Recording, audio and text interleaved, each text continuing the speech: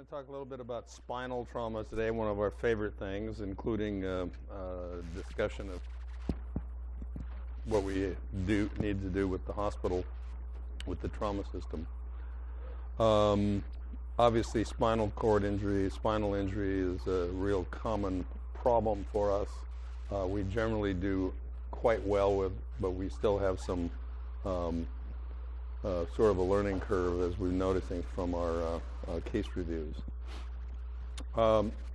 Spine is basically 33 bones. Structure, it's the major portion of the axial skeleton and protective container for the spinal cord. Your vertebral body is your major weight-bearing component. And the vertebral body is anterior to the cord and to the rest of the vertebral components. The cord structures are posterior, dorsal. So the vertebra consists of the spinal canal, the pedicles, lamina, transverse processes, spinous processes, intervertebral discs, and the vertebral ligaments, both the anterior and posterior longitudinal ligaments. Now, I'm sure you can reproduce that list right now, but we'll go on. So this is what we have. So you have your spinal foramina. You have spinous processes, which are biggest in the cervical spine and the first thoracic spine. You have transverse processes. Then the vertebral body, which of course is small when you get up into the cervical spine. This is the atlas, which is the top, number C1, and it really doesn't have much of a vertebral body at all. So as you go down, the vertebral bodies get much larger as they become much more weight-bearing. They have articulating facets, which we can see better in another picture. Cervical spine has 7 vertebrae. I have an old copy of a. Now everybody knows there are 8 cervical nerves. So I have somewhere in my collection about a 1890 chiropractic text that has the 8th cervical vertebra perfectly outlined. Of course, it's a copy of the 7th cervical vertebra. That's a little bit of a joke there. So 7 vertebra. It's the sole support of the head, and the head weighs between 16 and 22 pounds. The atlas supports the head. It is affixed to the occiput, and it permits nodding. Yes, no.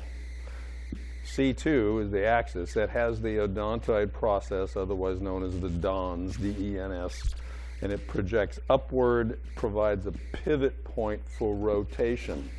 Obviously, there's some ligaments attached to those things so that it all doesn't fall apart. Those ligaments are what get distracted, torn during severe cervical injury, hangings, the other likely thing. The odontoid process is also known as the hangman's bone, because that allegedly is what, if you do it right, what slashes forward through your spinal cord and kills you as you're being hanged. Otherwise, you just choke to death. C7 is the most prominent spinous process. Generally speaking, it's almost the same size as T1, and it's called the vertebral prominence, and that's the thing you can feel in the back of your neck, the biggest bump that sticks out there. The only important thing about that is that we use that X-ray wise to measure and to count cervical vertebra. Okay, so this is the atlas. It has, of course, a very large space for the spinal cord. It has an articular facet. Now, facet is articulation. Now, ordinarily, on the as we get down in the vertebra, you'll see there's a facet off. There's a facet on C2 that articulates with the one above it, which is the atlas. So facet joints are articulating joints between vertebra. And now in the lower cervical vertebra, they're sort of like a joint that goes back and forth mostly. There's slight rotation in it, but mostly it's just sliding back and forth.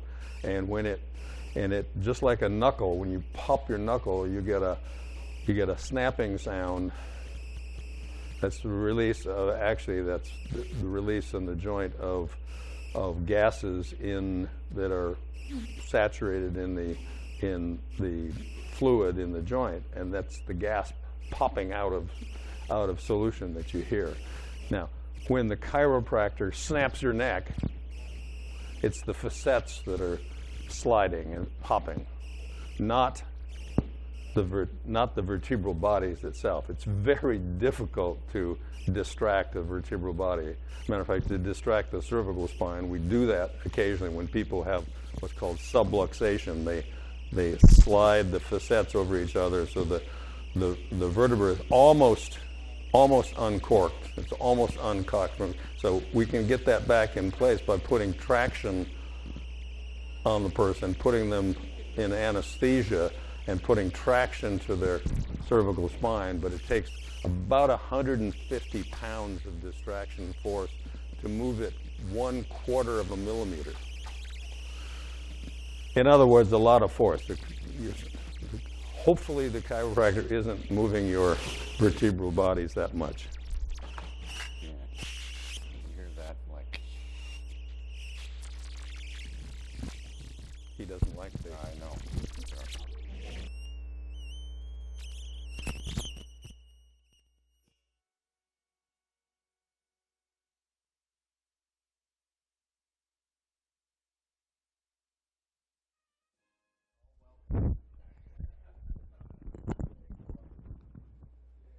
So what'd you turn off? That little one was on? Okay, the squirrels are gone. Well, mostly. Any rate, so back to the atlas. We have it has a huge articular facet for the skull. So that's articulating right there to the skull, and then below that, underneath it, it's articulating to the atlas. And this allows you to do forward and some rotational stuff, which is held by the DONS, the odontoid process, with a big ligament here. There's an articulating facet that articulates right in here with the atlas. Now, you notice these kind of big holes here on the lateral processes, the transverse processes. These are the transverse foramina, and there's another one here. And as you go down the cervical spine down to about C4, you have another smaller one. But this is the vertebral artery comes up, snaking its way up through these little foramina, all the way up to here, and then it dives into the opening into the skull through the foramen magnum up into, and it cuts through a bunch of fascia and ligamentous layers. So on the outside of this, you see there's a longitudinal ligament here. There's another longitudinal ligament in the front. There's a huge conglomeration of ligaments in the back. This is what allows us to hold our neck up, along with the muscle. Now remember, your muscular ability to hold your neck up occurs at about 3 months, 4 months. It takes a lot of muscle control to hold your head up. That's why babies' heads are flopping around. and babies' heads really flop around excessively, only held on by the ligaments at the young age. Now you can see the vertebral artery going up through the foramina here, and then it dives right here. It wiggles in and dives in. Now this is an interesting thing, because as you get older, we get, now you notice there's a kind of a bend here, and this dives through, goes into the foramen magnum. The vertebral artery becomes the basilar artery, so that's the posterior artery that feeds the brain, feeds the cerebellum, feeds the reticular activating substance, feeds the medulla, and ultimately articulates with, communicates with the circle of Willis, with the anterior circulation. Now, as we get older, these ligaments get a little stiff. You get a little arthritis in here, you get a little calcifications in here, and a number of old people, when they turn their head and look up, will pinch the vertebral artery, and that's enough to cause them to become extremely dizzy or to pass out. So it's kind of a bad design there. There's no real protective way that things get into the brain from that point. Thoracic spine, 12 vertebrae. First rib articulates with T1 and then attaches to the transverse process in the vertebral body. The next 9 ribs attach to the inferior and superior portion of the adjacent vertebral bodies. They have rib articulating facets on each rib. So only for the T1 is sort of floating, and then, or the first cervical rib, and then the 11th and 12th rib is also sort of floating. Now, this attachment and this thing of connecting to the ribs and connecting to the spine gives rigidity to the spine, helps protect the chest, the thoracic cavity to some extent, but it also puts you at risk as you get older. For it's easier to fracture ribs. It's easier to have some back injury. They're larger. They're stronger than the cervical spine. Big muscles, and it also helps support the thoracic cage during respirations. And the intercostal muscles assist respiration when you really need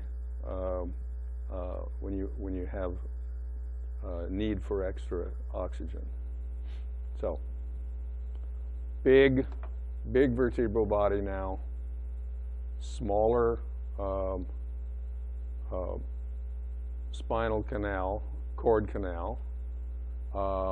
These are your articulating facet to the vertebra above. So here's this one showing here, and you can see that there'll be its counterpart underneath it. So these are articulating one to the other, allows you to flex forward and a little bit of extension. So this is and this is the costal facet, the rib facet. This is the 12th thoracic vertebra, and it has a single rib facet. These other ones, this is the, will have a superior costal facet and a transverse costal facet. So that's essentially 2 through 9. A rib will attach here and here in both places. Now, these facets can be sublux, can be displaced in injury, and it causes quite a bit of pain and discomfort. And this is actually, although a lot of orthopedists don't believe it, this is actually a reasonable thing to see a chiropractor do to realign they're actually quite good at that. Osteopaths as well. Oh, going back one, notice that the transverse processes are pretty stout because they have to help to control the vertebra. I mean the ribs. Lumbar spine, 5 vertebrae. They have they bear the forces of bending and lifting above the pelvis. They also have a lot of axial load just because you've got the entire body above it. And then when you're lifting something, lift with your back, not with your legs, right? You get considerable axial loading on it. Now they're very thick. The intervertebral discs are very thick. As you can see here, they theoretically get thicker as they go down. You've got large spinous processes, really bulky kind of things that are supporting muscles and ligaments. The articular processes and facets are really heavy, block-like.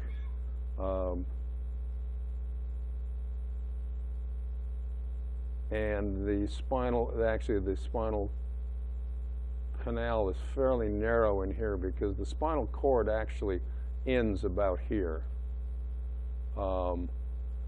Becomes the cauda equina. The spinal cord separates into this horse's tail thing, all individual filaments, which is what allows Dr. Bell and I to do a spinal tap where you put the needle into the spinal canal there, but you don't run into the nerve.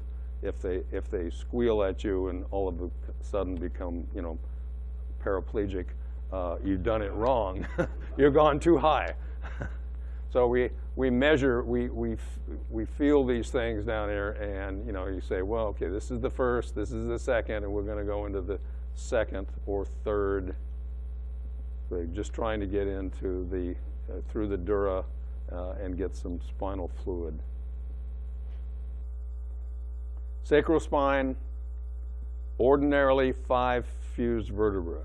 It's the posterior plate of the pelvis, helps protect what's in there, attaches the pelvis and lower extremities to the skeleton. The coccyx, what's a residual element of a tail, 3 to 5 fused vertebrae.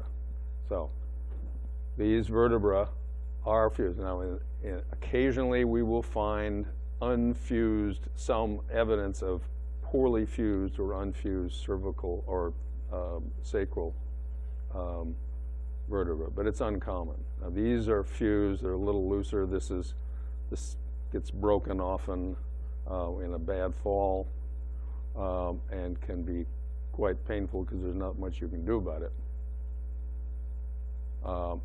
Here you have your foramina, posterior sacral foramina, so ways for nerves and things to get through. You have the superior articulating facet, and then the rest, this goes to L5, and the rest goes here. Often you get you get what's sort of an L1 or an L6.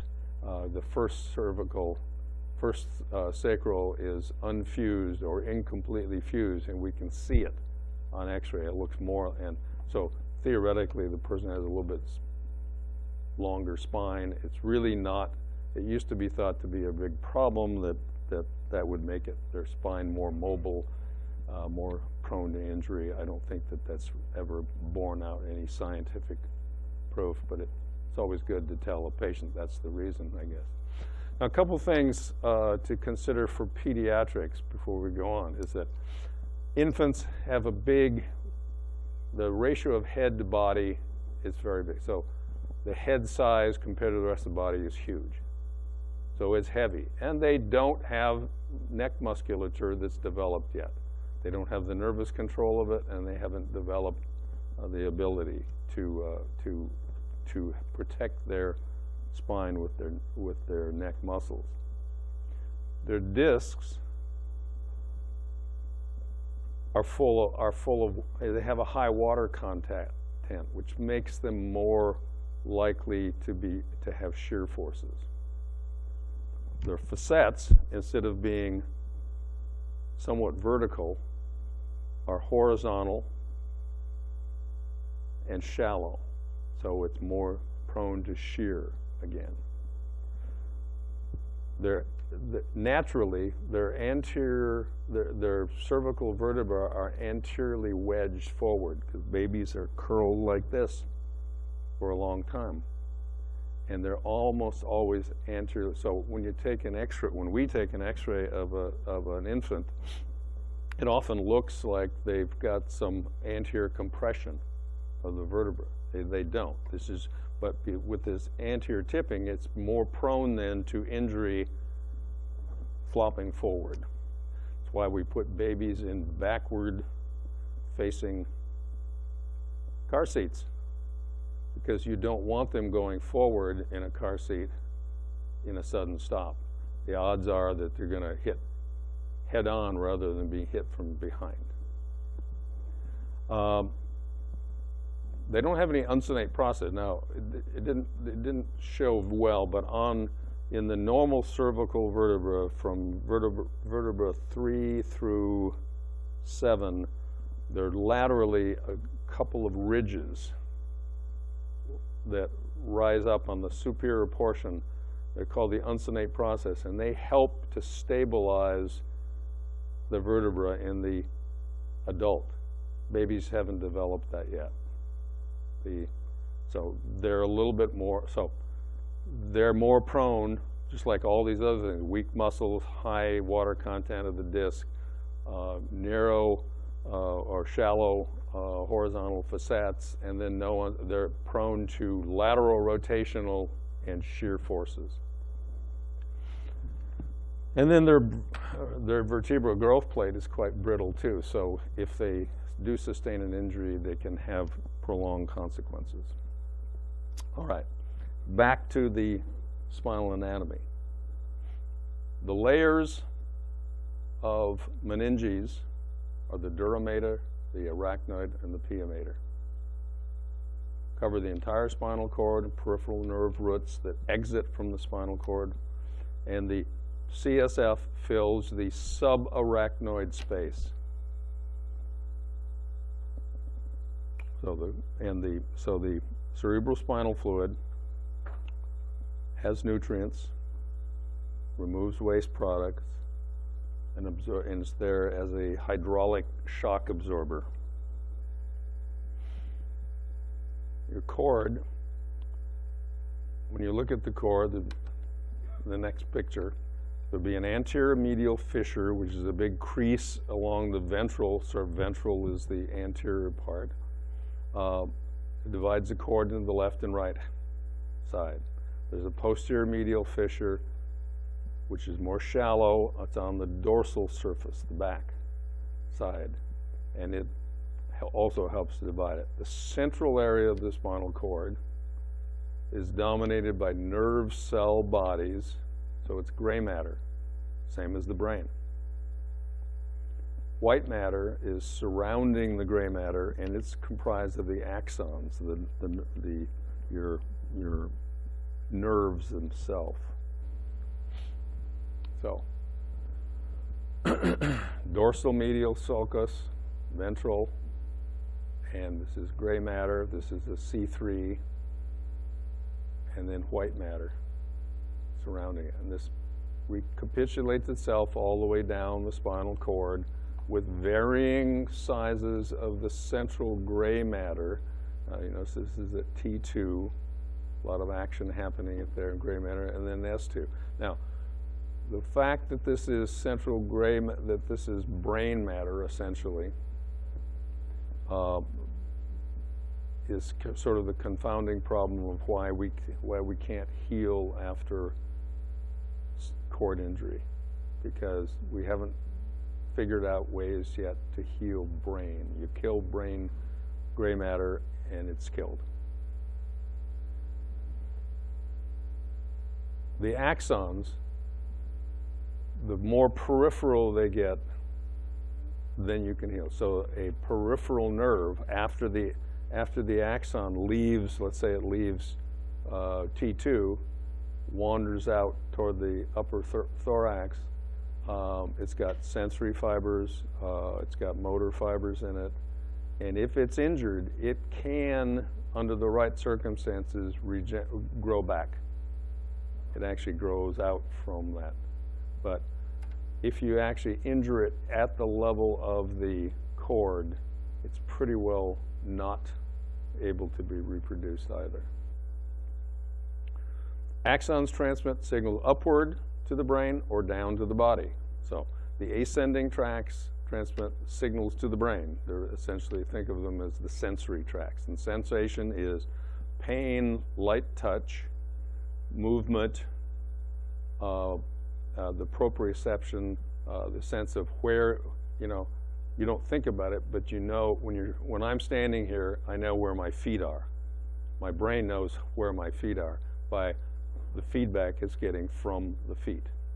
And it knows that I'm standing on one or the other, and you don't have to think about it. It's kind of out of your control. But we test for proprioception, and then there's heat and cold sensation. Descending tracts transmit signals from the brain to the body. Those are the motor tracts. Voluntary and fine muscle movement, both. Now, the blue in this is ascending pathway, and of course it reproduces on the blue would have been on this side too. It just makes it really too confusing. So remember, the ascending tracts are the sensory tracts. So they're primarily on the posterior, the ventral side. But you have some sensory tracts on the far lateral side. These are the descending or motor pathways. And these are fibers that go in both directions. Now, a lot of the reflexes occur at this level, where a fiber can come, a sensory fiber will come up and send upward information to the brain, but also will involve a reflex, and the reflexes occur at the gray matter. There are 31 pairs of nerves, anterior and posterior nerve roots, sensory and motor functions. They travel through the intervertebral, they exit the spinal cord and go through the intervertebral foramina. The first pair exits between the skull and C1. And that's an interesting, from a clinical standpoint, that's interesting because a lot of people develop what's called cervical spinal neuralgia, which is severe headache that's caused by probably an inflammation at this level. And these have been sort of problematic patients because they're high drug seeking because it's really very painful, and it goes away with narcotic medications. But they also, unfortunately, a few of us have injected these trigger points with steroids and lidocaine, which means we've just adopted a new child because they always want to get that done because it gives total relief for X amount of time. But it's not a permanent thing. The remainder, after you get through the first cervical nerve, the remainder of the pairs exit below the vertebra. Each pair has 2 dorsal and 2 ventral roots. The ventral roots have the motor impulses from the cord to the body. The dorsal roots have the sensory impulses from the body to the cord.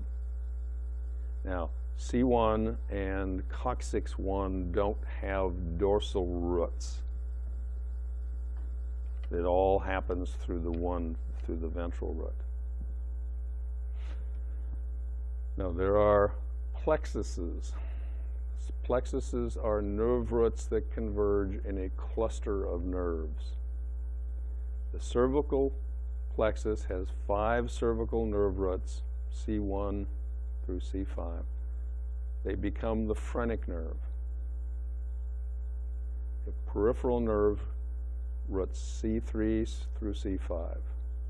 And they're responsible, so it has the cervical plexus makes the phrenic nerve, and it makes cervical nerve C3, 4, and 5. Now, it is responsible for diaphragm control. So if you give it a high cervical injury and you knock out your phrenic nerve, you are ultimately dead because you don't have any diaphragm control. Brachial plexus is C5 through T1, so it's got a little bit of C5 that would have gone to the cervical plexus, but the brachial plexus starts at C5 and goes through T1, and that's your control of your upper extremity. The lumbar and sacral plexus innervates the lower extremity. So that's all L1 through S1, S2. So C1 through C5, phrenic nerve, diaphragm. If you injure it, respiratory paralysis. C5 through C8 and T1 is the axillary nerve. So axillary in the axilla. And if you injure it in the axilla, you will have varying, depending on the severity of the injury, you have, does anybody remember the guy who got a moving chainsaw in his armpit about 4 or 5 years ago? Died en route to the ED, but was resuscitated in the ambulance and went off to, he had a, axillary artery was chewed up by along with the axillary plexus. And so he ended up with, and he survived, did quite well. He ended up with a repair of his brachial plexus, and he's got pretty much normal return of motor function and sensory function of his hand, of his arm and hand. It took a long time because it's a peripheral nerve and it takes a long time to grow. Took very good surgical care to fix him in the first place, but then to make it happen. But if you get now the brachial plexus then spits off the axillary nerve, and then that breaks up into the radial, the median, the musculocutaneous, and the ulnar nerves. The radial nerve controls your triceps and forearm. So if you injure your radial nerve, you end up with what's called a wrist drop. You can't raise your wrist. Median nerve controls the flexor muscles of the forearm and the arm, so you just have decreased flexion and function of the arm. Musculocutaneous is flexor, once again, of the arm, so the kind of things that flex. Ulnar nerve controls the wrist and the hand, and so the hand becomes a claw-like thing if it's totally cut, or just decreased usage. The most sensitive thing to test is ability to spread your fingers. What makes us different than other, is we have the ability to prehensile, to grab things and pick it up. But here's the big thing: it's being able to oppose your little finger and your thumb. That's a simple test. Then being able to abduct the fingers is really T1. Abduct the fingers. You have to be able to both abduct and adduct. So abduct your fingers to make them work correctly. Lumbar plexus, you end up with the femoral and obturator arteries, and if you get the femoral, which is the high lumbar, that affects your lower abdomen, your gluteal muscles, and your thighs, and it's the inability to extend the leg or flex the hip. Obturator muscles, obturator nerve is the abductor muscles of the thigh. The one abduction is to bring together. Sacral is your sciatic, decreased usage, weakness of an ankle drop, foot drop, weakness of the lower extremity below the hip.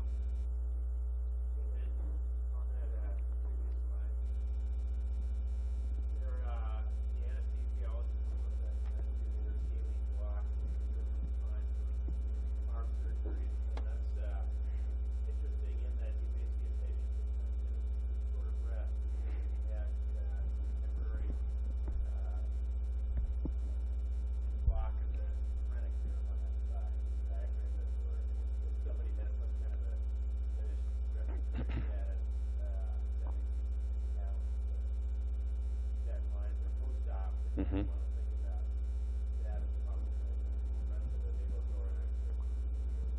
Right. I would think that a sudden blow to the cervical plexus in the form of a karate move or something would as well cause respiratory difficulty. Okay, myotomes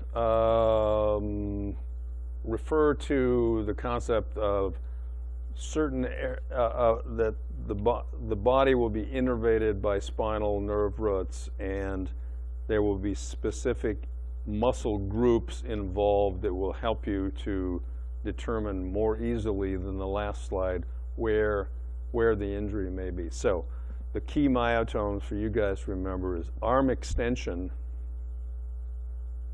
If they can't extend their arm, that's at the level of C5. And then everything else below C5 will probably be paralyzed too. Elbow extension, so arm extension, elbow extension is C7. Small finger abduction, T1, so you jump down a long ways. Knee extension is L3. Ankle flexion, flexion is to go down. Ankle flexion is S1. Okay, now, I briefly mentioned reflex pathways.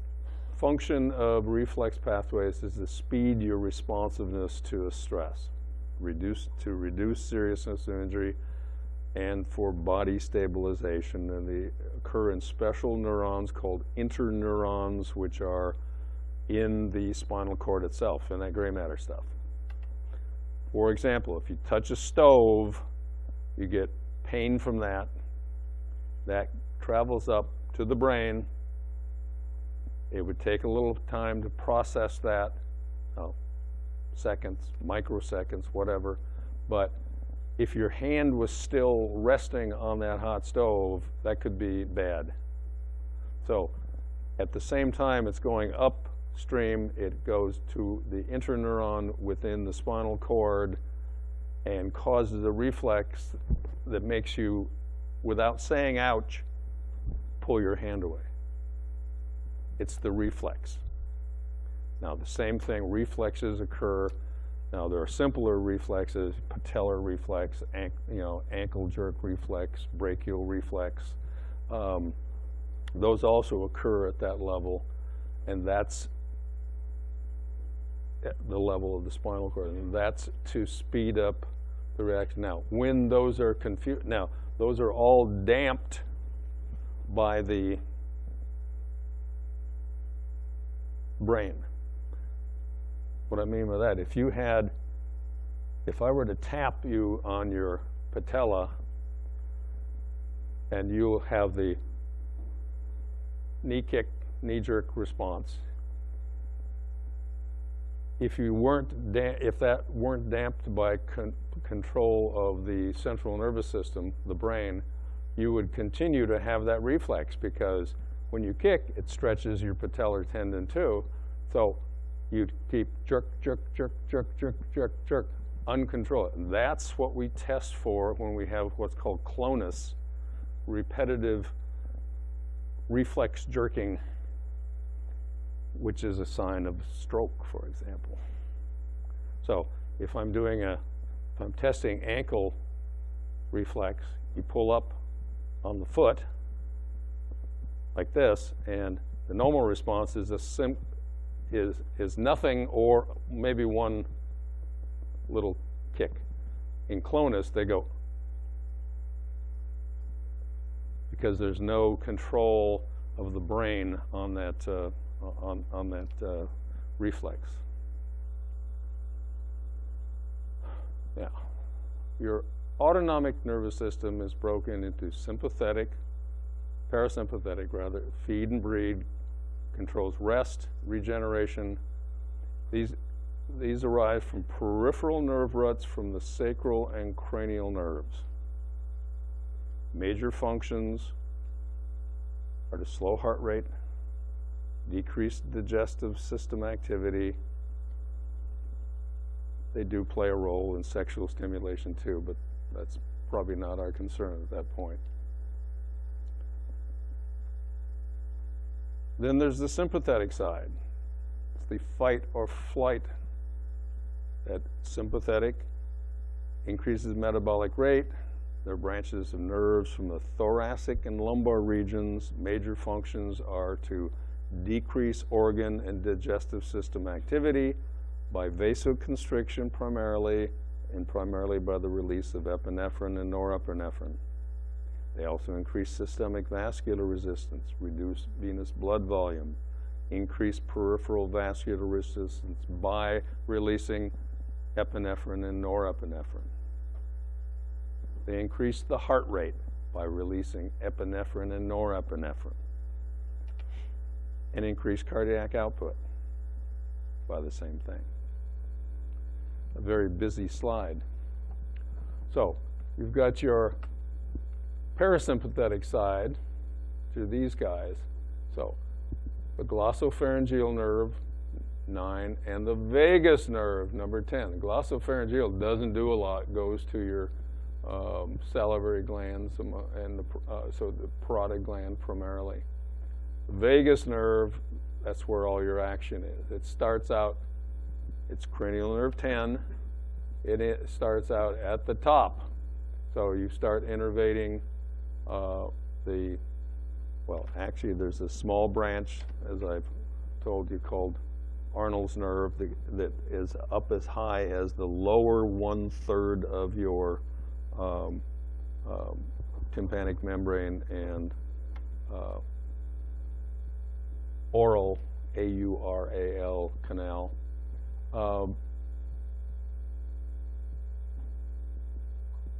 Trachea, hypopharynx, pharynx,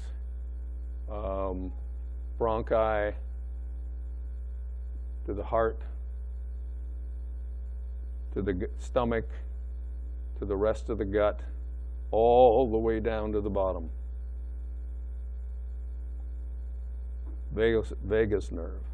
Now, you've got sacral, or the pelvic splanchnic nerve, which comes out of the lumbar and sacral, and it innervates the rectum, the bladder, prostate, urethra, etc. Down the sympathetic side, you've got ganglia, cervical ganglia, thoracic ganglia, abdominal ganglia, and then they give out other branches. So from the cervical sympathetic, you get branches that go to the lung, get branches that go to the heart, get branches that go to striated muscle. Then you've got the celiac ganglia, goes to the celiac ganglia, here goes to the stomach, goes to part of the intestine, the superior mesenteric ganglia to the rest of the intestine, the inferior mesenteric ganglia goes to the rest of the intestine, and then you have, what is this thing here? It's called the suprarenal gland. That's the adrenal. Sits on top of the kidney, and that is and that's innervated by the sympathetic system, It will produce adrenaline partly on its own, but that's its main stimulation is by the sympathetic nerves. It has to be stimulated to work.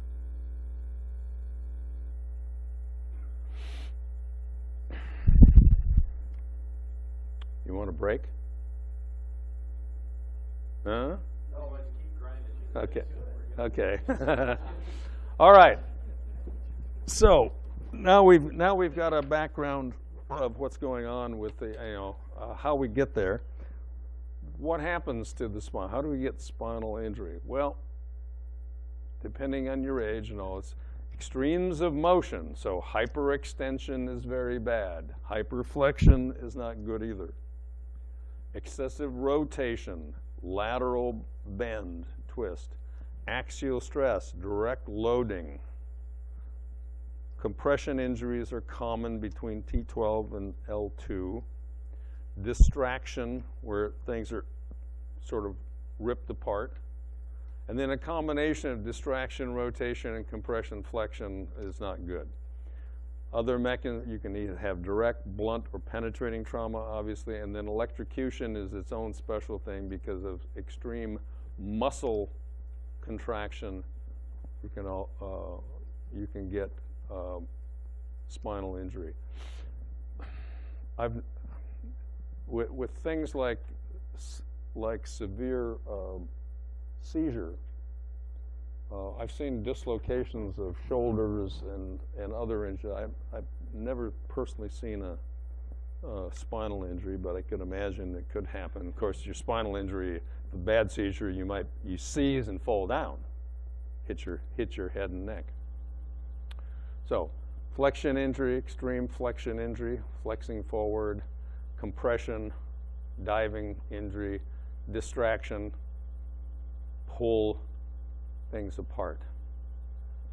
So remember, I said it took about 150 pounds to distract the cervical spine. Well, if you're a 250 pounder and you're hanging yourself, you've got enough to distract that. Hyperextension injury, whiplash type of injury, flexion, rotation, and then penetrating injuries. So, movement, you can injure the vertebral column by moving a vertebra from a normal position to an abnormal position. So you can get subluxation or true dislocation. Well, so we've got this is the axis. This is C2. It doesn't belong like that. This really belonged. This whole thing here should have come up and sat right here. That's clearly a fatal injury. The Dons is probably lying somewhere in here, being snapped off. Intervertebral disc can rupture and separate. Common sites of injury, C1 and C2, because remember, there's almost no vertebral body there. It's all lamina and processes. Very delicate. C7, when you go through C7, now, remember, T1 is real stable. It's big. It's got better attachment below. It's got 2 rib attachments on each side, which give it some stability. The one above it only has 1 attachment, so you've got a real flexing, extending area, C7, and you've got a pretty stable T1 that's prone to injury then at that junction. T12, L1, same thing, different flexibility between those two.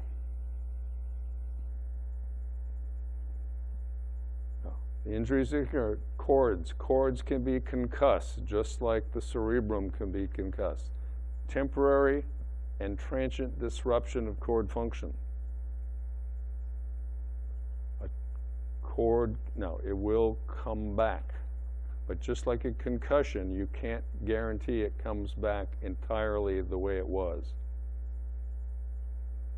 Contusion is a bruise of the cord. There's actual tissue damage, vascular leakage, there's swelling. It's just like a sprained ankle, it's swollen. Compression fracture, compression secondary to of the cord, secondary to displacement of the vertebra, to herniation of a disc, and then the disc material protrudes into the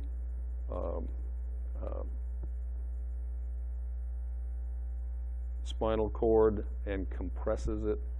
Displacement of when you get burst fractures of the vertebral body, they can shear backward and into the cord structure. And then swelling from adjacent tissue injury. You get torn ligaments, torn muscle, it bleeds and it swells, and you get edema, and it can compress the cord. This is a C4 burst fracture, and see the C4 has been, but this is probably pretty stable because the burst, it did not impel itself back into the cord structure. There may be a fair amount of swelling there, which could do some cord compression. You can lacerate the cord from the bony fragments. Cord can be stretched to the point of tearing. Hemorrhage into the cord tissue, you get swelling, disruption of impulses. You can get hemorrhage of the cord itself associated with a contusion, laceration, or stretching. A vertebral artery can rupture. Hemorrhage, compressing the cord. That wouldn't be too hard to figure out. But that can, certainly do the job through the cord. Cords can be transected. Transection is an injury that partially or completely severs the cord. If you get a complete transection in the cervical spine, they will become quadriplegic. If it's high cervical spine, they'll be quadriplegic and respiratorily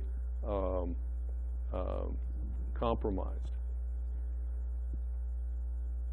They'll also have incontinence. You've lost bladder control, respiratory paralysis. Below T1, they'll have incontinence and paraplegia. And you can have an incomplete cord transection, which can give you a partial, can give you hemiplegia. So this is atlantoaxial dislocation, sort of like that other one. This is C1, this is C2. They should have been together like that. You can also tell that this person is, if they're alive, or if they were alive at that time, they were intubated because they were not breathing on their own adequately. Okay. Mentioned that you could have an incomplete transection of a cord. So anterior cord syndrome,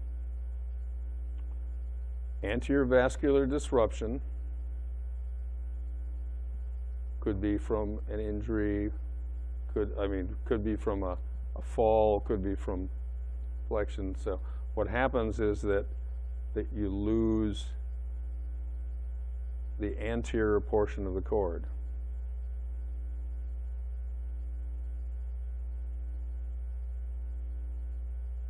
You lose motor function and sensation of pain and temperature below the injury site.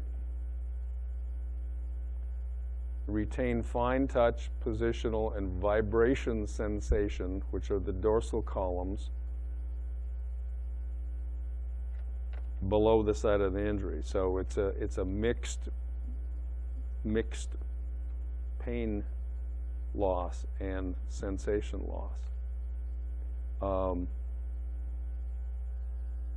Central cord, which is a hyperextension injury of the cervical spine usually.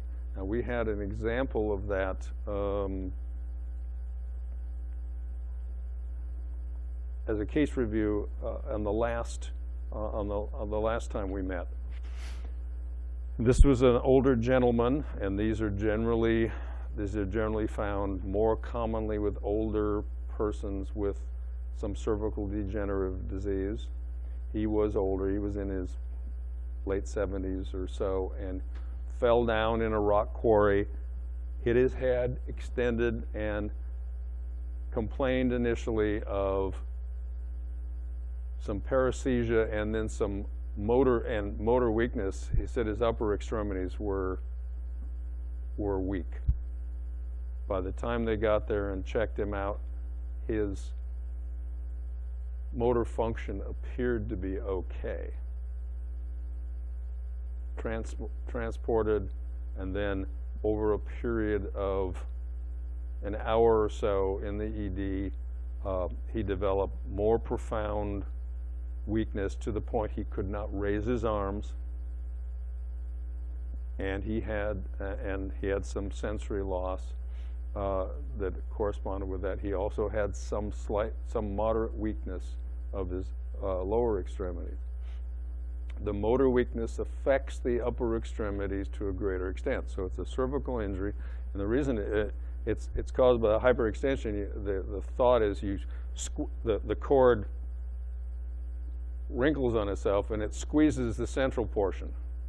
And that's where the central portion of the cord is where your motor control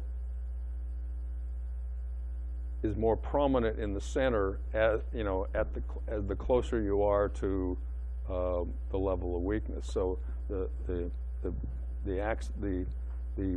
motor sensation to the brachial plexus and upper arm is concentrated in the center of the cord at that point. So it comes out, and then as you go lower on the cord, the outside portions are the ones that of the cord are what's controlling the lower extremity. So you get a squeeze, primarily an injury primarily to those upper motor neurons. You get often a little bladder dysfunction with this too. Now, Brown-Séquard syndrome is a special thing, penetrating injury, and it affects one side of the cord only. And what you do is you get same side sensory and motor loss, but opposite side pain and temperature sensation loss, because pain and temperature sensation crosses in the cord about 1 or 2 levels above where the nerve actually exits the cord. So it crosses. I don't know why. Nobody knows why that does, but it's just a crossover thing. So you lose pain,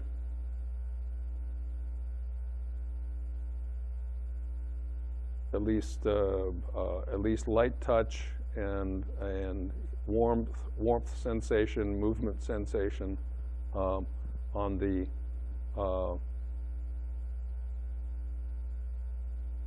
side of the injury, and the opposite side you've lost pain, pinprick, severe pain, and temperature because it crisscrosses.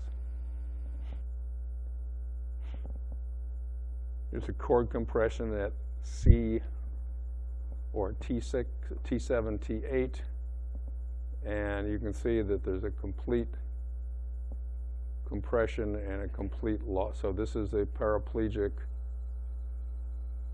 So, general signs and symptoms of spinal cord injury. Well, extremity paralysis, pain with or without movement, tenderness along the spine, impaired breathing, spinal deformity, priapism, which sort of limits it to no more than half the population, posturing, loss of control from the brain, loss of bowel or bladder control, nerve impairment to extremities, motor and sensory. Spinal shock is a temporary insult to the cord, affects the body below the level of injury. Affected area becomes flaccid, weak, flaccid, not moving, without feeling, flaccid paralysis, no movement, frequently lose bowel, bladder control, sometimes priapism, hypotension secondary to vasodilatation. You've temporarily lost the sympathetic control. Neurogenic shock, also known as spinal vascular shock, occurs when the injury to the spinal cord disrupts the brain's ability to control the body. So you lose sympathetic tone. Dilatation of arteries and veins, expanding the vascular space, get relative hypotension, drop their blood pressure. Reduce cardiac preload because it's all dilated. It's all spaced into the vascular system, and when you reduce the preload, you reduce ultimately strength of contraction through the Starling mechanism, so they don't get as much. They don't get cardiac output. The autonomic system loses the control over the adrenal, so you're unable to control the release of more epinephrine and norepinephrine. So loses all your inotropic and chronotropic effects of the epinephrine, norepinephrine, and it lasts for X amount of time.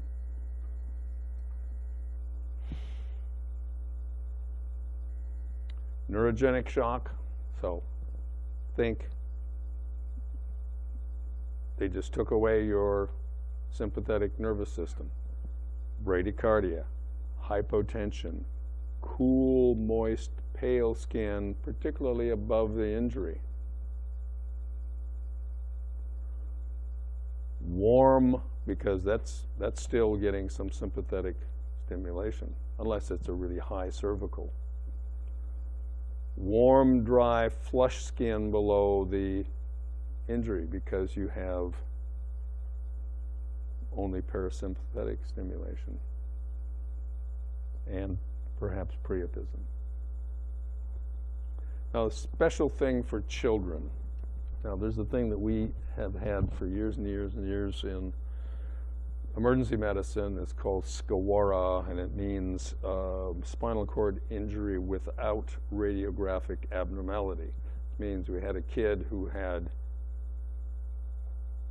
a mechanism injury and maybe some symptoms, and we X-ray their neck, and you can't see anything because X-rays are only as good as we think they are. And these kids often have significant injuries because, as I said, the little kids, their heads are big, their necks are weak, the anatomy is such it predisposes to distractional kind of things and rotational injuries. We almost don't have anything called SCAWARA now since we've got MRIs. Because an MRI is pretty good for looking at ligaments, intervertebral discs, other parts that we couldn't see by ordinary X-rays, and including CAT scans. CAT scans are good for bones and blood, but they're not good for ligaments. They're not good for those subtle kind of neurologic things.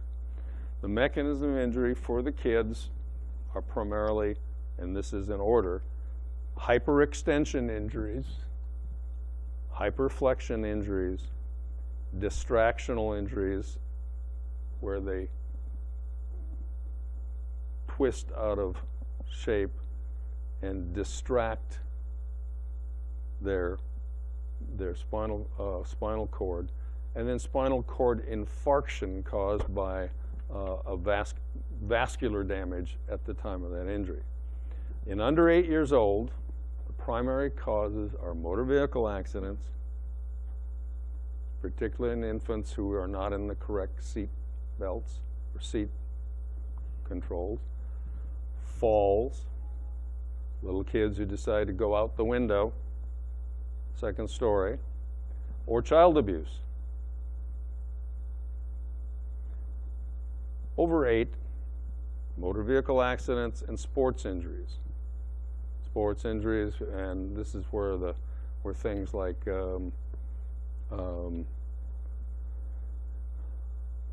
football in little kids, soccer in little kids, heading,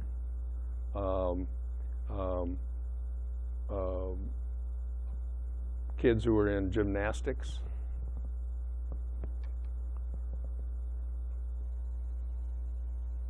Now, how do you treat a child differently than an adult? Same difference.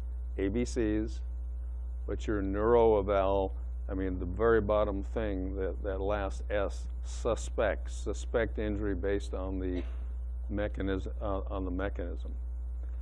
Ask them if for paresthesia, paralysis, any pain losses when you're examining. History of transient paresthesias and weaknesses highly correlated with severe injury, because they continue to swell after they seem to get better. Sometimes a cervical injury on a child doesn't show up for a few days, or doesn't come to our attention. Spinal immobilization based on your evaluation and your mechanism of injuries, and ABCs. Okay, let's take a break for just a little bit.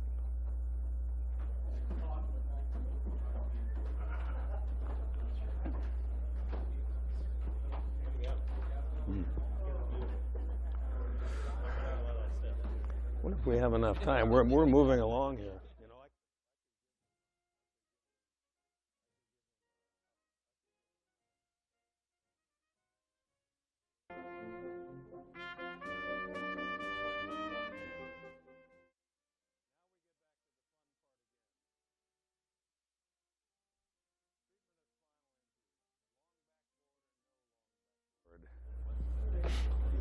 All right. National Association of EMS Physicians and the American College of Surgeons Committee on Trauma published some at least informed material on the use of a long backboard in provision of spinal precautions. Their committee findings were that the long backboard benefits were essentially unproven. Nobody has done a scientific study of it, because this is really not something that one can do a scientific study on, because you're never going to get an IRB to say, yeah, you can take some people with presumed spinal injury and don't take care of them, and some you should take care of. You know, that's kind of hard to do. But we know that a long backboard can cause pain and decreased tissue perfusion. The use, they thought, was that the use of a long backboard should be judicious, meaning you use it sparingly and carefully. Maybe carefully is the better word, not sparingly. And the benefits should outweigh the risk. Now,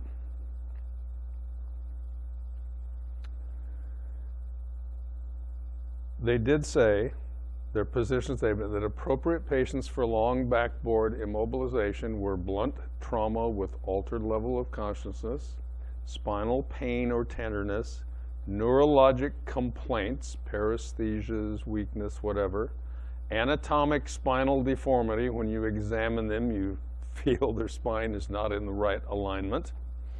High energy mechanism of injury with any one of the following. or all of them for that matter. Intoxication, inability to communicate, they're deaf, they don't speak English. Distracting injury. Now that's always been our big bugaboo. Distracting it. What constitutes a distracting injury? We'll worry about this. Now, they felt in the position statement that immobilization on a long backboard is not necessary with a GCS of 15 and no spinal tenderness or deformity, no neuro findings or complaints, no distracting injury, and no intoxication with drugs or alcohol. And also, patients with penetrating trauma and no evidence of spinal injury, no weakness, paralysis, etc. of a spinal injury, you should not immobilize those with penetrating injuries to a long backboard, penetrating of the neck primarily, because you lose the ability to manage the injury. And it makes it much more difficult to handle the airway.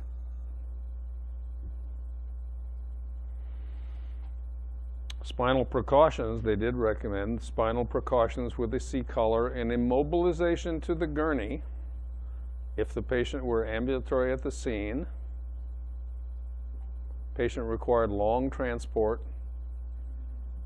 or where a long backboard was not otherwise indicated. Now, they did say minimizing movement and attention to spinal precautions is still paramount. Now, we've added a little thing in our end of it. Now, we do not have the problems with immobilization of the backboard that most of this stuff comes out of places that where the physician doesn't see the patient promptly when they arrive. Now, that is not particularly a West Coast problem. That's a problem in Baltimore, a problem in New York, a problem in other places, primarily on the East Coast, where they have way too many people, way too much action in the ED. And it's not uncommon for someone who doesn't come in as a code alert to wait for 3 to 4 hours before someone evaluates them in an ED. And if you can imagine laying on a backboard for 3 or 4 hours, if you're an old person or even any normal person, that can be quite uncomfortable and can lead to a lot of problems. In our system, we did add, primarily because the trauma surgeons, who apparently have never read the report, are quite anxious about cervical spine injuries. So our caveat is all patients who meet trauma system activation due to blunt trauma, you might notice this is blunt trauma, will have at the minimum application of a cervical collar. If immobilization to a long backboard is impractical or not indicated, or leads to patient deterioration, put a cervical collar on and immobilize to the gurney in a supine position. Now, we have brought people in a semi-Fowler position because their breathing was compromised in a supine position. Old people with COPD are not too good. So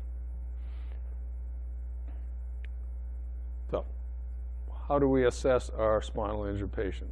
Rapid trauma assessment, focused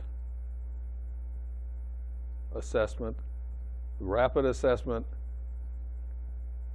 If you suspect or have likely spinal column injury, index of suspicion should be higher in patients 65 and older. Some authors are saying 55 and older. I'm still sticking at 65. Multi-system trauma patients, evaluate the neck for deformity, pain, crepitance, warmth, tenderness. examine bilateral extremities for finger abduction. Remember, that's very sensitive. Grip strength, push, pull grips, motor and sensory function, dermatome and myotome evaluation, looking for cervical injury versus thoracic and lumbar injury. Some of you still do Babinski, which is, you know, that in trauma that probably doesn't have as much much application to Babinski. Positive Babinski, upgoing toe when you stroke the bottom. You have to have their shoes off. You have to, you know, stroke the bottom of their foot, shoes and sock off, stroke the bottom of the foot, and their toe goes up. It's supposed to go down. That might be really positive in a stroke. You know, you should have pretty good evidence of a stroke. With spinal cord injury, that also would be positive if you've got hemiparesis, paralysis of that extremity. But you already should know that they're paralyzed. So I mean, I think it's kind of overkill. You don't have to be that subtle. And then hold up position. You know, if they get a cervical spine injury, low cervical spine, often the only muscles that are, they don't have the control of the muscles to pull the arms down. Their arms will go up. Vital signs. It's nice to get body temperature above and below the site of injury, but that's pretty high. We're not asking you to do an oral temperature and a rectal temperature. So pulse, blood pressure, respirations, the usual thing, looking for spinal shock or for neurogenic shock. Ongoing assessment, recheck, recheck, recheck, recheck. Spinal alignment, patient should be in a neutral inline position unless it's impossible, unless it affects their function. We had that guy who we got a little bit of grief from the trauma surgeons because guy came in on his side with really good padding and all that to control his cervical spine, and they said, well, you didn't have him on a backboard and you didn't have him in a, he was actually on a backboard, sideboard, and you didn't have him in cervical collar. Well, when they flipped him on his back and put a cervical collar on him, he stopped breathing, and they had to intubate him. So the guy had a distractional injury. He had a subluxation and distraction of C5 and 6, and it was locked in position. And when you tried to put him into position, you know, so you have to use your judgment on evaluation of that. If what you're doing makes it more difficult to maintain his ABCs, you have to stop what you're doing.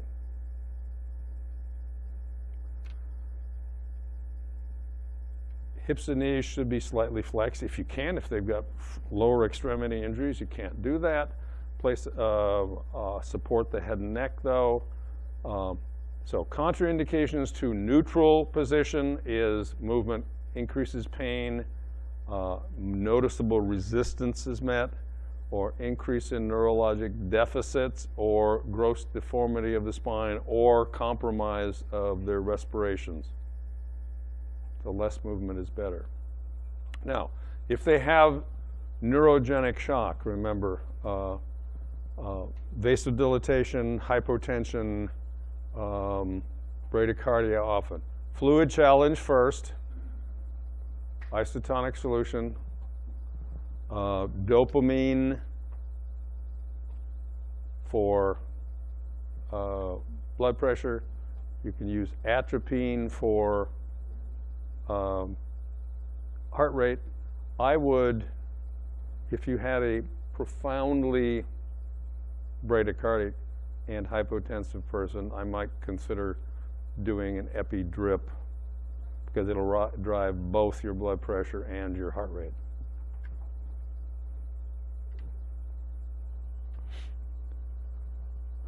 Combative patient, sedatives, prevents any more. Now, really combative patient, you may have to go beyond Versed. You may have to go to your antipsychotics. Haldol, etc.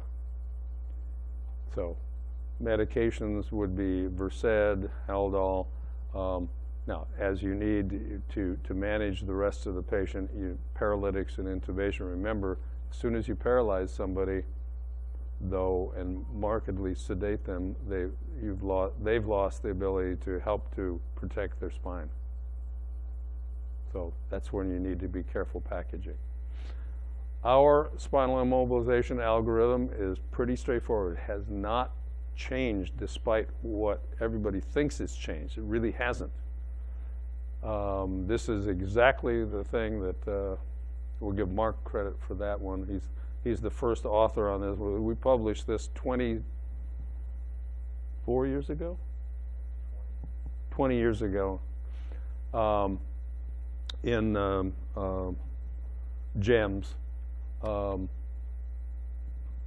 it's held up. Consider mechanism of injury, and then patient mentation. Is there decreased level of consciousness, alcohol, drug ingestion, loss of consciousness involved? Subjective assessment, cervical, thoracic, or lumbar, spinal pain, any numbness, tingling, burning, weakness. Objective findings, cervical, thoracic, or lumbar deformity or tenderness, other severe injury present, that distractional injury, pain with cervical range of motion. If yes to any of the above, immobilize. If no, may treat and transport without spinal immobilization. If it's a neck injury without neurologic deficit, transport without spinal immobilization, especially that C-collar. Now, if you enter them into the trauma, because, so patients entered in the trauma system because they fit one of the criteria, or because of your suspicion. They're old. Well, if you enter them in the trauma system, at least put a cervical collar on them and immobilize them to the gurney. If you think they have a spinal injury, or if their mechanism, old person falls down. Old person falls down is on anticoagulants. Not just spinal injury, it could be head injury. You need to then immobilize them on a backboard and put a C-collar on them.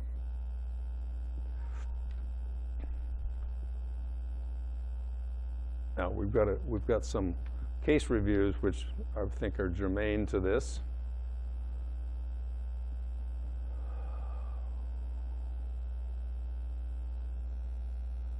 And then some that aren't. So,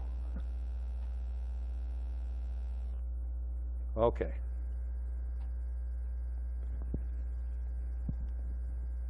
On arrival, patient's husband said, patient was fine when he went to bed last, and they found her on the kitchen floor this morning. She has some rib pain from fractures that occurred over the weekend from a fall 5 days prior, and evaluated 2 days before. She has not received a 30 milligram morphine dose today. So now we have some interesting things in my mind, like why is she taking 30 milligrams of morphine? Is this because of her injury, her rib injury 5 days ago? Is it because of some ongoing thing? Why is she laying on the floor now? Patient states she fell and her neck and head hurt, and if she lets go of her hair, her head will fall off. So now my suspicion is really high. It's a little bit like the guy who's hitting himself in the chest, saying, if I don't do this, my heart will stop. Fire reports that the patient will strike out to hit them with arms and or legs. She has a past history of lupus, fibromyalgia, and psych. Meds are bupropion, I don't even know what lamotrigine is, amitriptyline, morphine, and others. Patient lying on the floor, lower half back is supine, upper half right recumbent, gripping the back of her head. She flails about when assessment is made of neck or head. Skin warm, pink, dry. Unable to adequately assess neck or back. Rule out fall.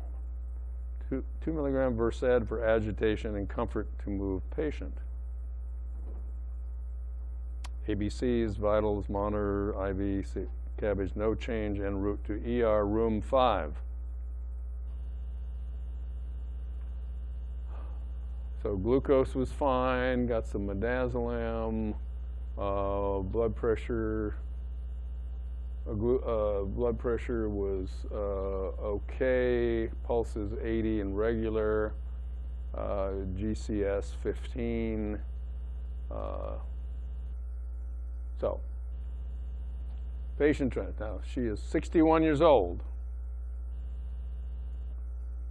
She has bipolar disorder, chronic non-malignant pain. Had fractured ribs. This is hospital data. Agitate. So she got Versed. Once again, stating, if I don't hold my hair, my head will fall off. EDMD note says patient refused cervical collar en route. EMS note does not mention refusal of collar or other attempts. You need to put that down. Neurologically intact to exam in the ED. Diagnosis, C1 burst fracture. No apparent impingement. Now, anybody pick up she went to hospital bed 5? Where is hospital bed 5? At Peace Health, hospital bed 5 would be in the pediatric fast tracky area. Hospital bed 5 is at Salmon Creek. So this is a Trump. What part of this patient cleared my C-spine protocol? None of them. We got an altered patient, number 1. Number 2, we have a distracting injuries. Number 3, she's complaining of cervical pain. The fact she's so wacko that she's not going to allow you to examine her and is not. This is probably a case for Haldol, little Geodon help, and she ends up ultimately being a non-emergent cervical injury, but she has a cervical injury, and she should go to a trauma center.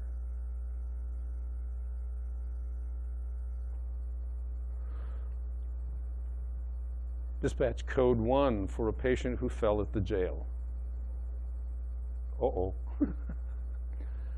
On arrival, patient is lying on the ground in a cell with Vancouver Fire and jail staff. Now this obviously comes off the AMR report.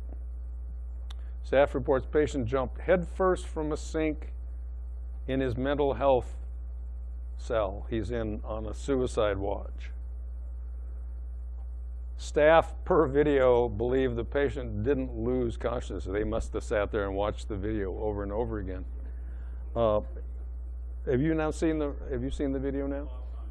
Yes, I'm sure he did.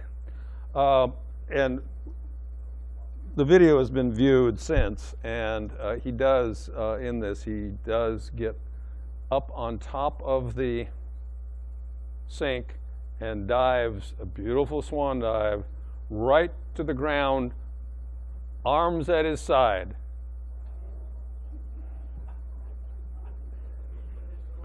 Vancouver Fire, yeah, he got a 10. Vancouver Fire applied C-collar, and the jail staff had already applied a bandage by the time AMR got there.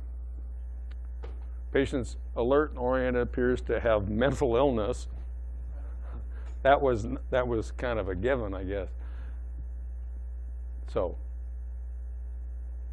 at that time, there was some question of of spinal.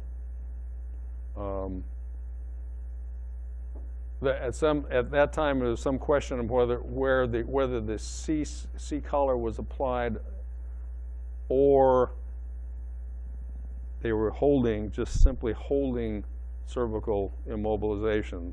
I have to admit, the Vancouver Fire medic did not consider this a serious injury at the time. Patient had a 2 to 4 inch laceration to his forehead, broken front tooth, blood in his nose, and complains of posterior neck pain. He was given fentanyl in increments. He couldn't establish a pain scale. But remember, he's not perfectly normal either. He had inappropriate conversations during the transport. He said he had killed somebody, he was going to sacrifice himself today, little things like that. An officer accompanied during transport with handcuffs on, supportive care without. So he was entered as a trauma alert, or modified trauma. Vitals were okay. So we go through there. He had no apparent neurologic deficit. There's a period of time, there was a delay in arrival of ambulance of about 15 minutes. And so there's about a 15-minute time period where there's questionable C-spine control.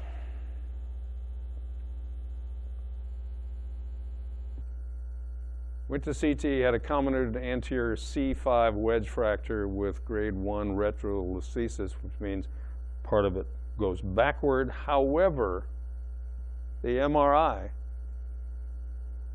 which is showed no spinal cord impingement or changes of the spinal cord itself. There were no hot spots on the MRI.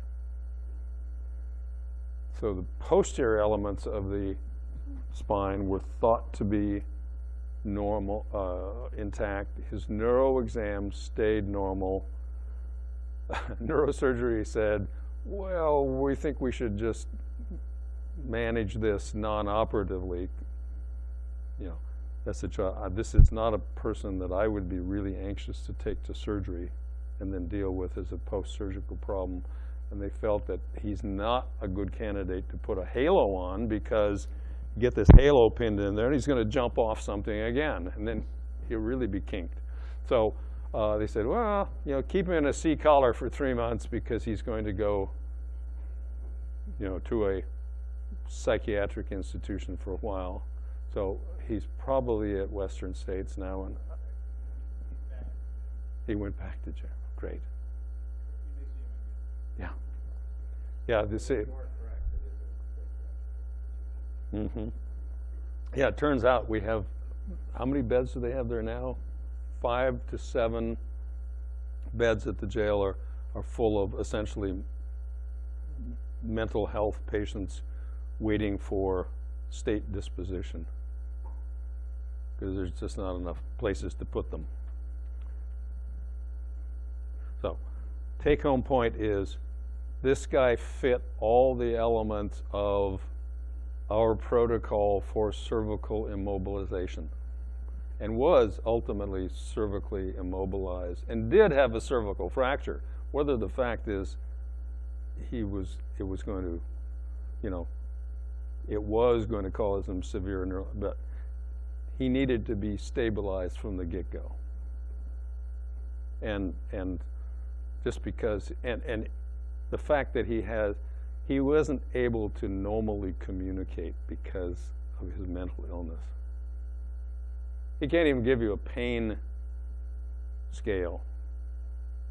Maybe you should have used the pediatric one with the smiley faces or sad faces. All right, different kind of a case.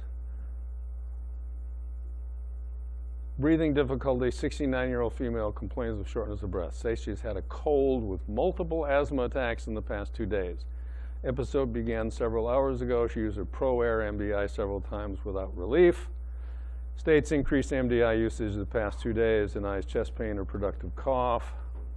Patient sitting in chair on O2 by a non-rebreather per fire.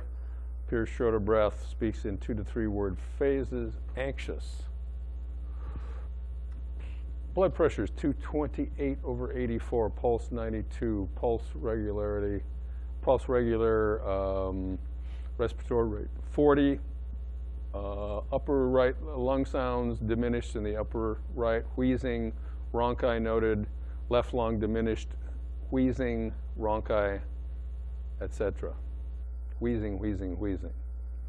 Meds Neb started on the scene. Oh, the other, I think, historical things about this patient is she was a known COPD patient. She continued to smoke 3 packs a day. Her husband was also sick. They've been concomitantly sick together over a period of a week or two, and she ultimately turned out to be positive for influenza, as did he ultimately. Assisted the stair chair, patient anxiety increasing, got 125 Solumedrol, started code 1 to legacy, second albuterol Atrovent treatment, patient anxiety increases, she continually pulls off her O2 monitor, rips out her ETCO2 monitor, EKG leads, MedNeb, CPAP begun with good results along with her MedNeb. Then she pulls the CPAP off. So we go through the albuterol, et cetera, et cetera. Capnography is about 24, so she's hyperventilating. Pulse oximetry is 96. Pulse and heart and blood pressure stay up. More albuterol. Capnography is up to 35. Say, oh, this is good, right? No, no, no. Next time it's up to 48, then to 46. Pulse is still 110. Respiratory rate is 40, shallow, labored. So she got a little Versed for CPAP sedation. Was that the best drug, or it's in your list? She could have had ketamine. I think either one was okay, and this patient did relax to start with. Change in EKG and unable to maintain SpO2. Upgraded to code 3, diverted to Peace Health.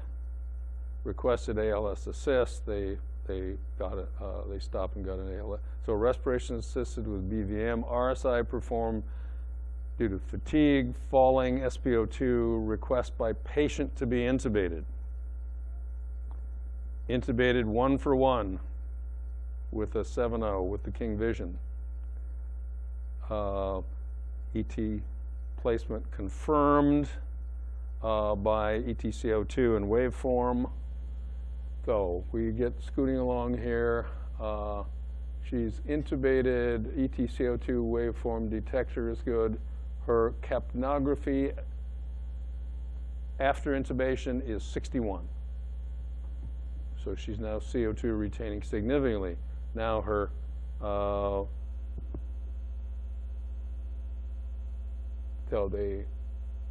she's got some ST segment elevation noted in 2-3 AVF, V3 and V4, probably ischemia.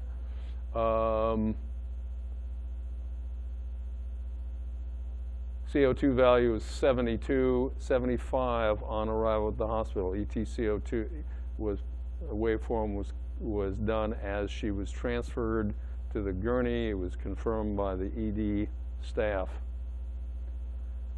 So, respiratory failure in the presence of a already decompensated COPDer. So she had in-hospital diagnosed with COPD exacerbation plus pneumonia. She started out with the flu, went on to with influenza, and went on to a pneumonia. She had diabetes mellitus, hypertension, SIRS, and sepsis. She was extubated on 4/8, but re-intubated the same day because she had increased wheezes and laryngospasm. On 4/10, she appeared to have had a CVA. She didn't follow commands anymore. Ultimately died on hospital day 13 with a left hemispheric CVA, pneumonia, sepsis, etc. Her husband, in the meantime, was brought to the hospital a day later with severe COPD exacerbation, respiratory failure, intubated, and he just up and died. He was behind her a little bit because he smoked only 2 packs a day.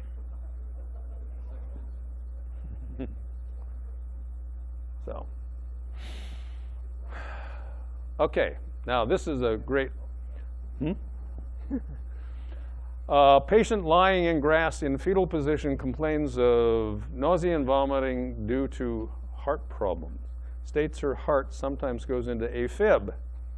She can feel it happen as she takes metoprolol when it does. Current episode started 2 hours ago, took her metoprolol and doesn't seem to be working. She has slight shortness of breath, chest discomfort, feels very weak and doesn't want to move.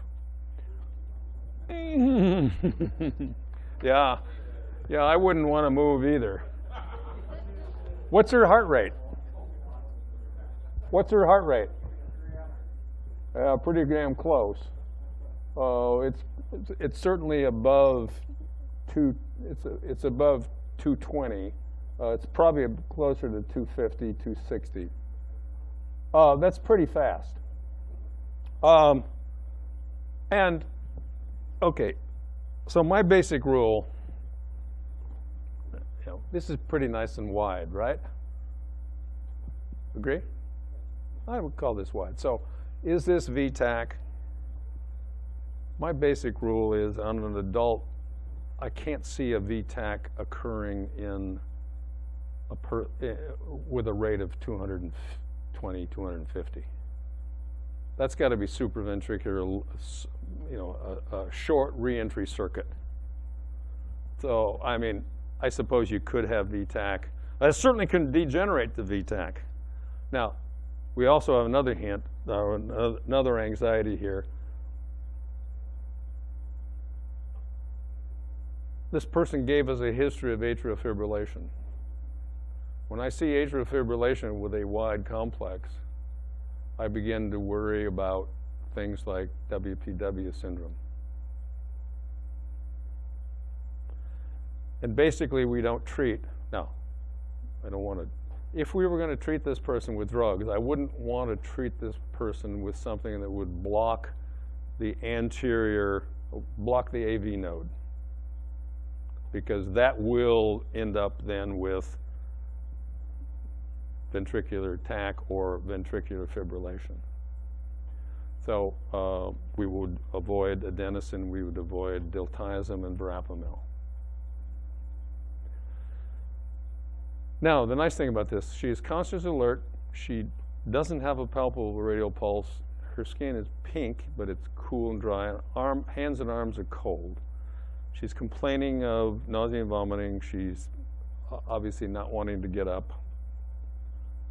So the beauty about this one is we can say, damn it, this one's unstable. So, now they called it VTAC. Gave her some Versed. Cardioverted at 100 joules. Patient screams in pain and then converts to a sinus tach at 80. States she feels much better, placed on a non-rebreather. Chest discomfort and shortness of breath are gone. Transported code 3 to Peace Health. Blood pressure is 92/49. SpO2 85. It does come up. She feels 99% better. It's that 1% so hard to please. 111/57 on arrival, so she's getting better. There's her shock. Okay, now I hate to tell you this, but I don't say this is not normal sinus. Oh, I have to lie to find my P waves in this one, and this one also I have to lie to find P waves. So it's probably an underlying atrial fibrillation lurking in there. I'm looking at this. You look at a few of these things here. I'm not sure that these are delta wave upsweeps or not, but doesn't make any difference. This person probably needs to go to a electrophysiologist and figure out what's going on with her. If she's got WPW, if she's got AFib. She wouldn't want to repeat this too many times. Okay, just as a reminder, we still have this. This is for AMR primarily. We are still doing the sudden unexpected death study. All patients with pre-hospital cardiac arrest, even if you have ROSC, draw blood as soon as possible after an IV IO start. Label the tube, patient name, EMS number, date of service, hospital face sheet if you have one, put it in the baggie that comes in your kit, put it in the ambulance cooler until they can take care of it. Now, if you want to indulge me, and I'm sure you do, for a couple of minutes, I'm going to give you, and unfortunately, let's see if I can make this bigger. Yeah, okay. All right. This is unfortunately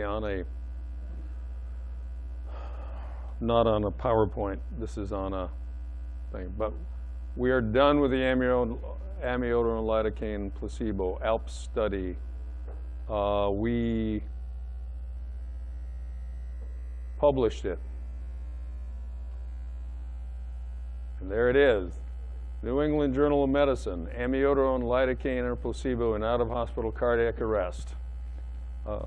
There's all the primary authors, and in the back of it has all the other persons in Clark County that participated, Cliff and Jay, etc. Oh, before I go, I have to announce this. Okay, we have two people who don't get to listen to this anymore for a while. Mike Hollingsworth and Scott Meeks. After what, 25 years?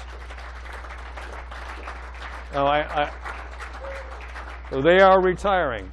So I do not know. I do not know how I let anybody get out of here before I left. Yeah.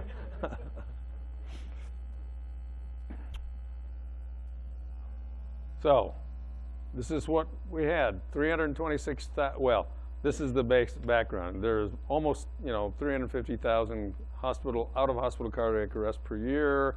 About 80,000 of those are caused by VFib or VTAC. The majority of VFib, VTAC episodes are not terminated by shock and or they recur afterwards, shock refractory, which is what we studied.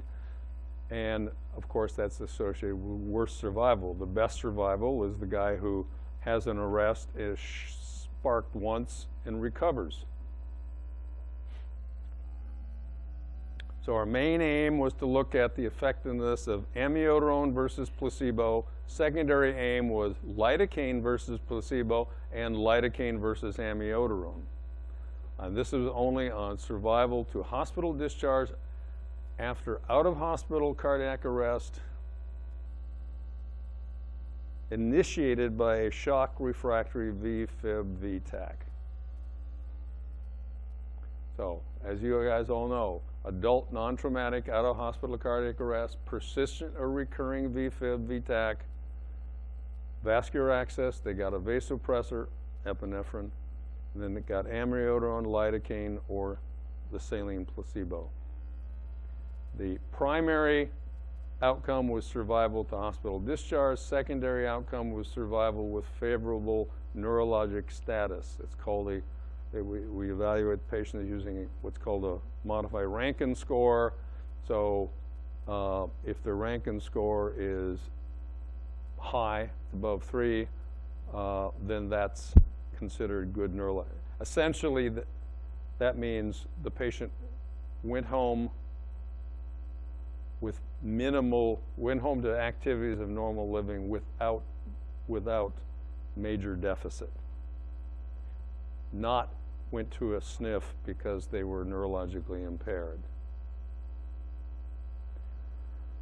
We also look for drug or vascular access related adverse events, look for the number of shocks after the study drug, admission alive to the hospital. Those are not major endpoints, but secondary endpoints. There was what we call an intention to treat population. That means anybody for whom you opened the drug kit, you intended to treat them. Now, you didn't use it, perhaps, but that was intention to treat. And then per protocol, the analysis population were study-eligible patients, randomized. Initial cardiac arrest was for VFib, VTAC, and they received study drug during shock refractory VFib or VTAC. We thought that the ideal sample size, this was all these really, really smart people, which I have no idea how they figure this out, but a bunch of really smart people get in a room and say, we need to have this many patients in order to power this to make it statistically significant. That's what power means. It was powered to look at the primary outcome, which was amiodarone versus normal saline, placebo. And it was thought that you'd have to have, to be meaningful, you'd have to have at least 6% increase in survival to discharge,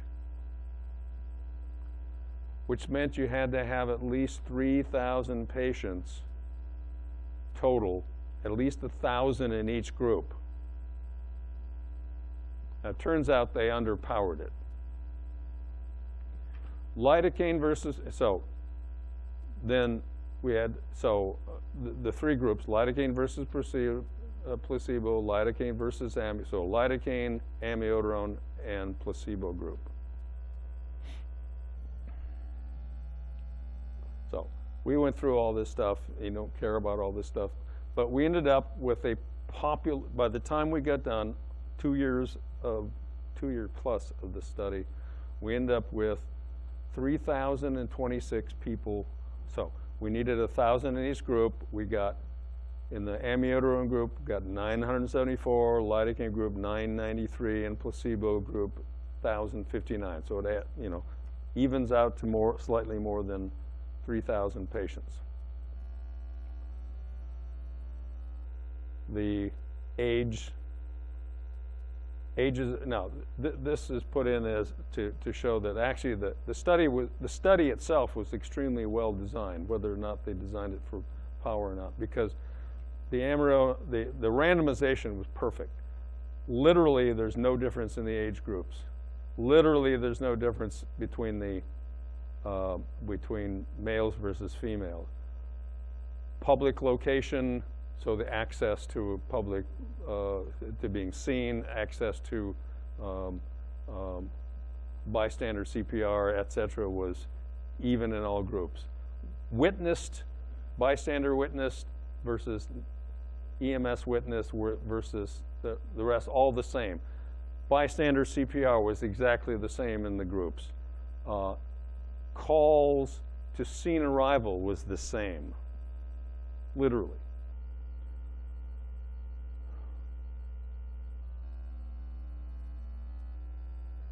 CPR process measures were exactly the same. By the time we got done, that literally everybody is doing the same compression rate, compression depth, CPR fraction in all three groups.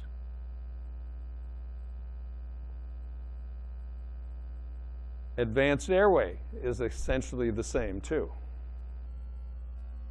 So that's exactly the same. Now, here is the scary thing that we got to this stuff. And unfortunately, I can't break it out we can't break it out.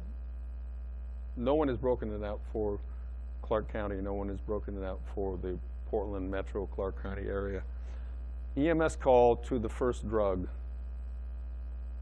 is averages 19 minutes.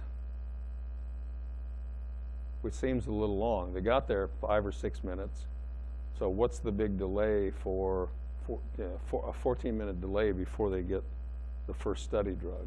Well, you have to do 2 rounds, basically 2 rounds of CPR, which is 2 minutes, 2 minutes, 4. So we got roughly 6 plus 4 is 10. So you got 10 minutes. So you've got another 9 minutes to get that first drug in.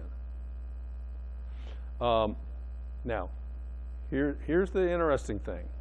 Look at EMS shocks. This is shocks to conversion before ROSC occurs. In the amiodarone, an average of 5.7. In lidocaine group, an average of 5.3. The placebo group, 7.1.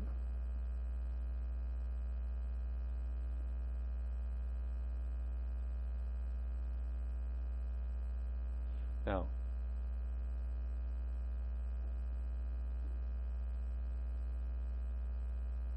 conversion, okay, so, and you notice they had 3, everybody had about the same before the first dose. They had 3 shocks average before the first dose.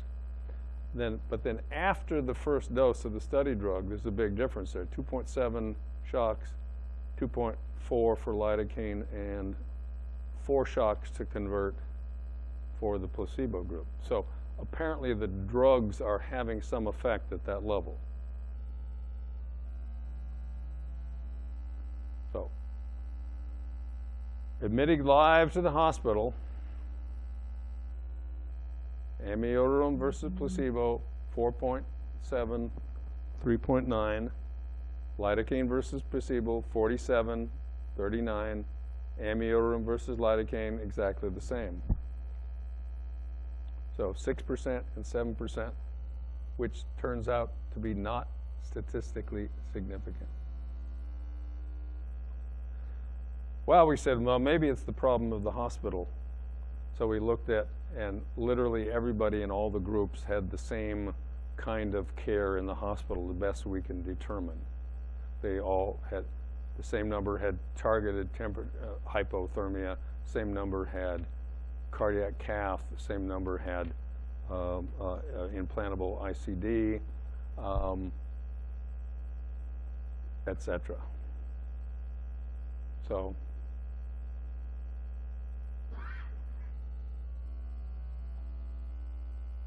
and then there are some adverse events we were following. They weren't significant, but in the amiodarone group, more people required pacing,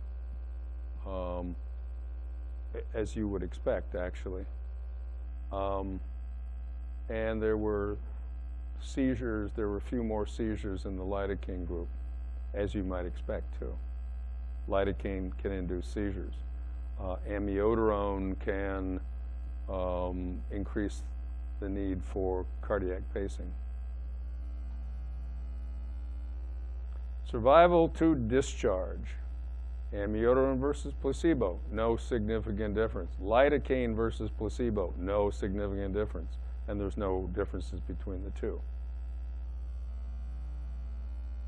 Favorable neurologic survival, no difference in amiodarone versus placebo.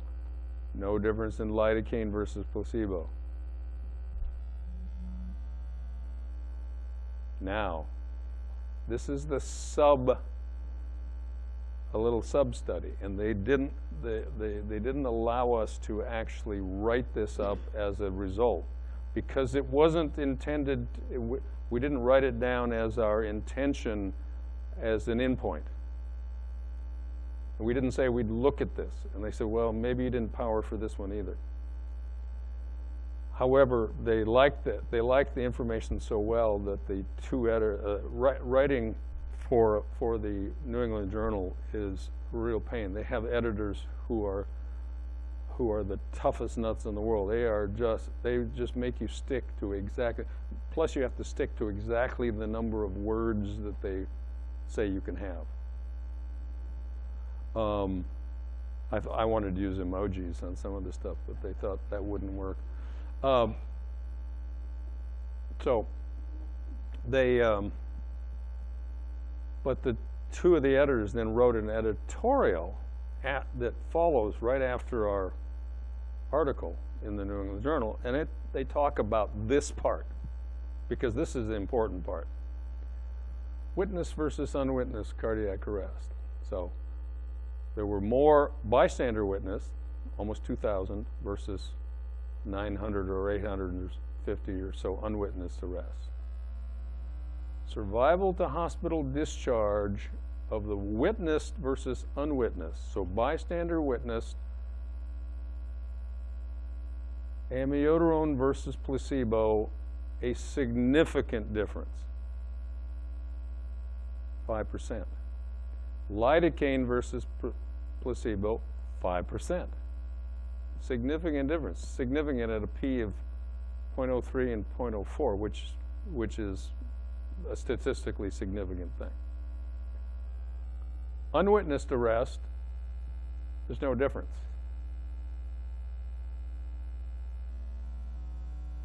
So, here's our conclusions. These are the conclusions at the end of the study that we had to print.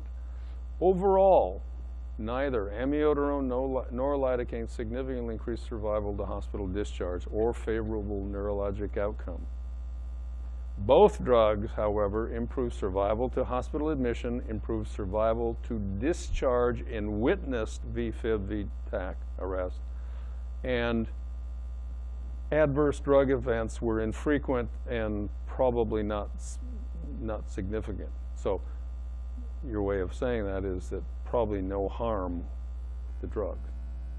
Now, the limitation of the study is late drug treatment, 19 minutes as an average. Hospital care, although it appears that they were about equally, the hospital care is really not very well standardized at this point, and we didn't have a way to develop. And it turns out that probably the study was underpowered. We probably needed about 3,000 patients in each group, 9,000 patients total, which would have taken us, what, 10 years? Let's do it again. Yeah. And of course, that's not going to happen because NIH has decided not to fund ROC, essentially. So you've got the glass is half full, the glass is half empty kind of thing. So if you think there's no significant overall survival benefit, do you avoid the use of antiarrhythmics just because it costs money? Or shall we consider still using antiarrhythmic drugs because admission alive to the hospital, it increases.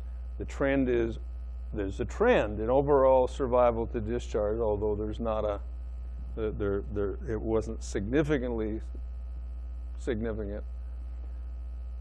There's an increased survival in witnessed cardiac arrest, and there's no evidence of severe harm. And then you translate it. If you have an increased survival of 3 to 5%, that's 1,800 people a year in the United States. So that's probably where our money is. So our takeaway from this is that we will continue to use, and the choice is, do you use amiodarone, do you use lidocaine? There's no significant downside to using either drug. There's no significant difference between the drugs. The cost has come down, and we use amiodarone for other things, much more than we do lidocaine nowadays. So we will continue to use, and at the scene, you probably don't know about, you probably don't have time to entirely grill the bystander or the person as to whether they actually witnessed the arrest or not. So we'd just do it in any VFib arrest, recurring VFib. The idea probably is to get the drug in sooner. There's some indication that giving, in the first 1 or 2 shocks, giving high dose epi, which is 1 milligram epi, may not be the correct thing. That may encourage continuation of VFib when the heart is still in the electrical phase. So there's a study going on right now, not in ROC, but an independent looking at using half dose, 0.5 of epi, see if there's a difference. I don't know what to do with that yet. I do know one thing, though, that one of the other things that we didn't mention in this is that the route of administration made a big difference. Clearly, there was more cardiac. Clearly, there were more conversions and earlier conversions when the actual study drug was given by a peripheral IV rather than an IO. Now, that doesn't mean I don't want you to do IOs. It's just that I want you to consider you're doing, because sometimes you have to put an IO in just to get, because you can't find a vein. If CPR, your best CPR, the best pit crew CPR is 25% effective, putting out 25% of your cardiac output. That's the best you can do, hope for. If in a beating heart, it takes you 20 seconds to get from a tibial vein, to the heart, to the central circulation, at 25, it'll take you 80 seconds when you're doing CPR. So I think that's the take home from peripheral IV versus an IO. So I say my place of choice is to drill them in the shoulder. Put it in the humeral head where you've got 5 to 10 seconds between humeral head and central circulation. So you got to practice those humeral heads more. That's also the placement of choice in a trauma patient too. So, do you have any questions about that? I mean, really, some of the best things that this was, from an EMS standpoint, the actual implementation and running of this study was as good as anything that has occurred in any hospital study ever, because, I mean, you cannot get a better, it'll almost look like we lied on the even randomization of the patients. And then the fact that even the CPR was exactly the same. I mean, people learned very quickly over a period of several months to get that CPR down cold. And this is off of actual data. This is not what you remembered and wrote down. This is off the PCO files. So we know what the CPR is doing. We know what time on the chest is, all those things. So it's very good. So you guys did a great job. I'd like to be able to drill down and see what the West Coast, particularly Seattle and we, look like. And I'm not sure we can do it, but I'd like to. Yeah, they all live in Seattle. Yeah, well, as being part Norwegian, the difficulty, there's so many Norwegians up there, you can't tell if they're alive or dead. Okay. So next month is skill sessions again, and we'll see you in the middle of the summer. Thank you.